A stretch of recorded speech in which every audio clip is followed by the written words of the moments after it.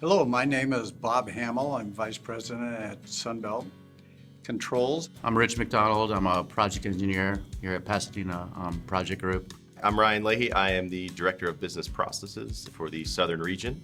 Name's Aaron Krebs, General Foreman for ACCO Piping Division here. So I joined the Navy when I was a senior in high school.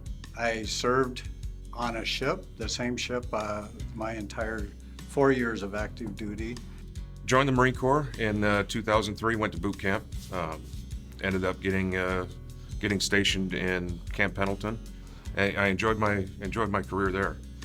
I joined the Navy in 2003 as a nuclear electronics technician. Got out in July of 2014. Decided 5 years later to jump back in and join the Navy Reserve, where I got commissioned as an engineering duty officer. I moved, I think, 19 times in 12 years, something like that. So I will never pack a U-Haul again. And all told, I had just under 22 years of service. Graduated from West Point as an intelligence officer. Served around the world, Afghanistan, the Balkans, Iraq. I retired out of Korea, and that's when I interviewed and got hired by ACCO.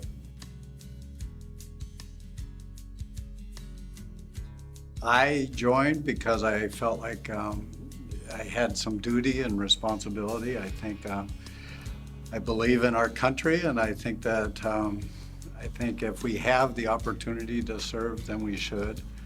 And for me, it was just a tremendous experience, and really gave me a lot of tools and experiences that I continue to use today.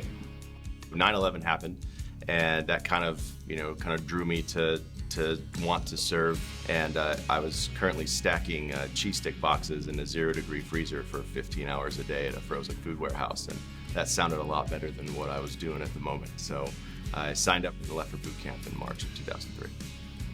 My family kind of had a sense of like service and duty, but my brother and I were the first really to join the military and actually take it to that level. I felt I wanted to see the world, get out of this little postage stamp that was LA, and kind of, just test my limits and explore. And the Army seemed the best way to do that. My father was in the Marine Corps and decided to follow his footsteps a little bit. And after 9/11, it was at that point where I'm 18 or 17, I'm sorry, and decided to try and make a difference in the country. It was a huge growth experience. The Army gave me tools and skills, many of which I'm using in this industry. And so I learned a lot technically, but I learned a lot of leadership, and I learned I could do more than I thought I could. Spending time in the Navy really kind of built a sense of camaraderie, some self-confidence, kind of got some backbone and personality, and I've become a lot less introverted and shy now than I used to be. I learned a lot about myself. It helped give me more definition in my life and gave me a straightforward path.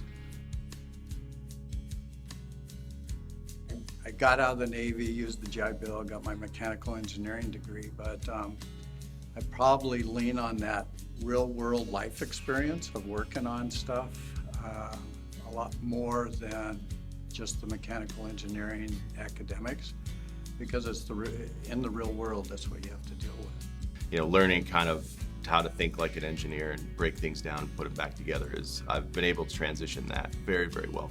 A sense of, serving something greater than yourself, doing something that, is beneficial to others, not just yourself, and just wanting to be part of a team and a community. It transitions over here where, yes, we're in charge of personnel and we have a task at hand, and nothing else can get in the way of that task. You have that task at hand and you're reaching for that goal.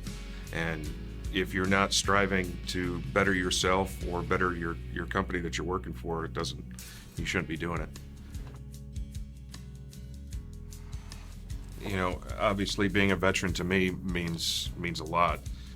It's something that's almost unexplainable, like I said, unless you've kind of been there.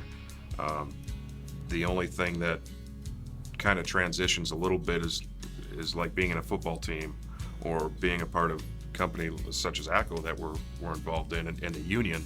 There seems to be a little bit of a brotherhood you know, that follows along with those things. It's almost like being in the world's largest fraternity. It's so cliche, but like being a part of something that's so much bigger than yourself, and it's generational, is a really powerful thing.